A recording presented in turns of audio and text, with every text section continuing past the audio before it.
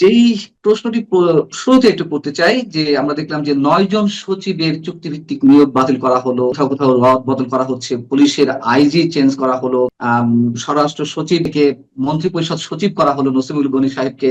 আমরা জানি যে প্রশাসনের বেশ কিছু জায়গা দখল করে নিয়েছে জামাত। এই 18 মাসে তারা তাদের পছন্দ মতন আমলাদের নিয়োগ দিয়েছে, সচিবদের নিয়োগ দিয়েছে, প্রশাসনের বিভিন্ন পর্যায়ে শীর্ষ কর্মকর্তাদের নিয়োগ দিয়েছে, রদবদল করেছে। আপনার কি মনে হয় যে এই রাহু থেকে সহজেই বিএনপি মুক্ত হতে পারবে? সরকার গঠনের পরে পরিবর্তনগুলো হবে, এটা তো খুব স্বাভাবিক, কেন এই পরিবর্তনগুলো হওয়াটাই স্বাভাবিক ভাবে দেখতে হবে। কারণটা হচ্ছে যে প্রথমত আসি আমরা চুক্তিভিত্তিক নিয়োগের বিষয়। চুক্তিভিত্তিক নিয়োগ তো এক ধরনের চাকরি, যেটা চুক্তিভিত্তিক নিয়োগের ব্যাপারে যারা নিয়মিত সরকারি চাকরি করেন, সেটা যে সেক্টরে প্রশাসন বলেন, পুলিশ বলেন, অন্য কোনো সেক্টরও যদি হয়, এখানে কিন্তু এর প্রচন্ড বিরোধিতা আছে। কারণ চুক্তিভিত্তিক চাকরিতে নিয়োগ করা হলে যখন চুক্তিভিত্তিক নিয়োগ হয় তখন 5টা পর্যায়ে আপনার পদোন্নতি বঞ্চিত হয়ে যায় মানুষ, বা তাদের পদোন্নতিটা দেওয়া যায়, পদগুলো খালি হয় না। সেই কারণে কিন্তু এক সরকারের সময় যারা চুক্তিভিত্তিক নিয়োগ থাকেন, পরবর্তী সরকারের সময় তাদের চুক্তিভিত্তিক নিয়োগে থাকার কন্টিনিউ করার খুব একটা কারণ নেই। এবং যেটা নানান দেশে হয়ে থাকে যে আপনি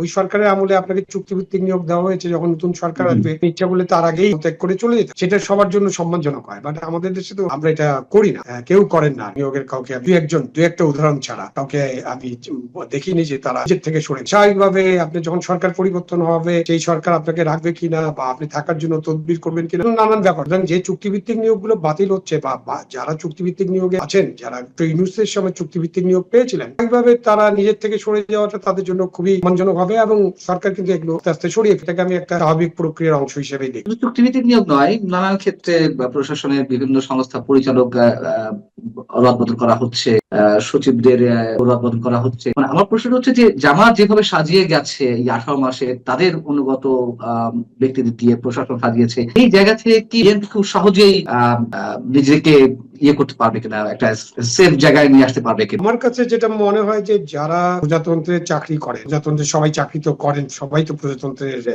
না, তাদের নিজেদেরকে তো প্রজাতন্ত্রের কর্মচারী মনে করেন না। কেউ দল করেন, দলবাজ কর্মকর্তা আছে, দলের আদর্শের প্রতি অনুগত কর্মকর্তা আছেন, বাট এটার সংখ্যা কিন্তু খুব কম।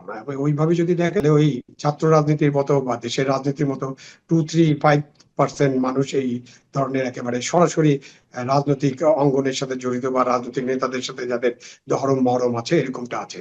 আইজিপি পুলিশের মহাপরিদর্শক আলী হোসেন সাহেব, তিনি আওয়ামী লীগের সময় স্যাক্ট হলেন, তিনি একসময় ছাত্র দল করতেন, এই অভিযোগে সহকারী পুলিশ সুপার হিসেবে তিনি জয়েন করেছিলেন। পরবর্তীতে আবার বিএনপি ক্ষমতা এলো, তাকে আবার পদায়ন করা হলো, জায়গায় তিনি পুলিশ সুপার হিসেবে কাজ করেছেন। আবার আওয়ামী লীগ এসে তাকে স্যাক করলো, তাকে সাময়িকভাবে বরখাস্ত করার পরে স্থায়ীভাবে বরখাস্ত করলো। এই ব্যক্তিকে আবার এসে আইজিপি পদে নিয়োগ দিল। কে ভালো কাজ করেছে, কে খারাপ কাজ করেছে আমি সেই বিশ্লেষণ যাচ্ছি না। বিষয়টা হচ্ছে যে রাজনৈতিক ভাবেই এই শীর্ষ পদগুলোতে নিয়োগ দেওয়া হচ্ছে, আবার পছন্দ না হলে বাদ দিয়ে দেওয়া হচ্ছে আর দল যখন ক্ষমতা আসে। এই ট্র্যাডিশন যদি অব্যাহত থাকে তাহলে আমাদের মুক্তি কোথায়? প্রথমত এই ট্রেডিশন থেকে আমাদের বেরিয়ে আসতে হবে। আপনি যদি একটা ব্যক্তির কথা আলোচনা বা কিছু কথা যদি চিন্তা করেন, যাদেরকে অন্য কোনো রাজনৈতিক দলের ছাত্র সংগঠনের সাথে যুক্ত থাকার কারণে অন্যায়ভাবে বের করে দেওয়া হলো, নিশ্চয়ই আপনার যদি স্পেসিফিক কারণ থাকে, স্পেসিফিক আপনি কোনো অভিযোগ প্রমাণ করতে পারতেন, দুর্নীতির অভিযোগ কিংবা ওনার অসদাচরণের অভিযোগ, অথবা আপনি তাকে অদক্ষতার অভিযোগ, মানে কিছু যদি আপনি জেনুইন কোনো কারণ ছাড়া যদি কাউকে এরকম বের করে দেন,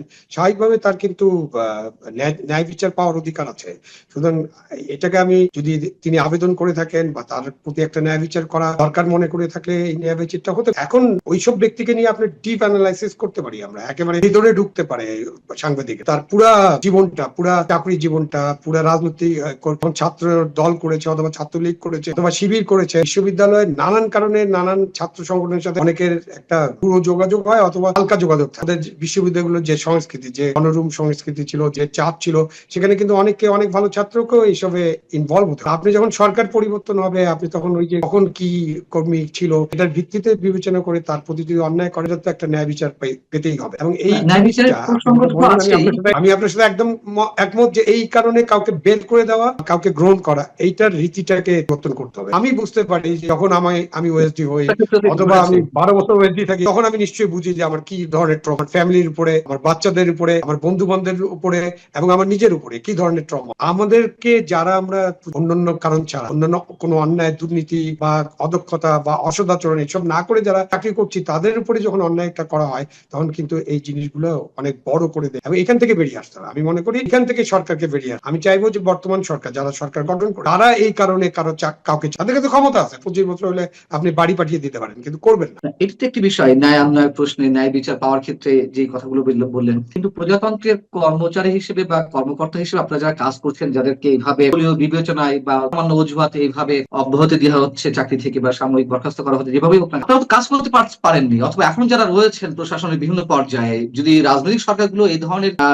বিভিন্ন চাপের মুখে রাখে, তাহলে কাজ করবেন কিভাবে নিশ্চিন্তে? স্বাধীনভাবে তো কাজ করার কোনো পরিস্থিতি থাকে না, এবং যার কারণে তো রাষ্ট্র নানান ভাবে ক্ষতির সম্মুখীন। অবশ্যই অবশ্যই কাজ করতে না দিলে আপনি তাকে বেতন দিচ্ছেন, বেতন ভাতা দিচ্ছেন, নানান সুযোগ সুবিধা দিচ্ছেন, তো তাকে জনগণের ট্যাক্সের টাকায় তো আপনি দিচ্ছেন, তো সুতরাং তার কাছে তো সেই সার্ভিসটা পেতে হবে। রাজনৈতিক বিবেচনায় এসব করা হলে জনগণ সার্ভিস থেকে বঞ্চিত হয়, রাষ্ট্র বঞ্চিত হয়, শেষ পর্যন্ত দেশ ক্ষতিগ্রস্ত। এই জন্য যেটা একদম বটম লাইন যেটা হওয়া উচিত, রাজনৈতিক বিবেচনায়, দলীয় বিবেচনায় কারো প্রতি কোনো অন্যায় যদি এটা না করেন, তাহলে ওই যে ভবিষ্যতে আপনি যেটা বললেন, ভবিষ্যতে আর কাউকে ফিরিয়ে আনার দরকার হবে। আমি 5 বছর বা আগামী 3 বছর যতদিন সরকার আছে, ততদিন এই কাজটা যদি আমরা কন্টিনিউ করতে পারি, যে আপনি কাউকে অন্যায়ভাবে করে দিবেন না রাজনৈতিক বিবেচনায়, তাহলে কিন্তু আর ফিরিয়ে আনার প্রশ্ন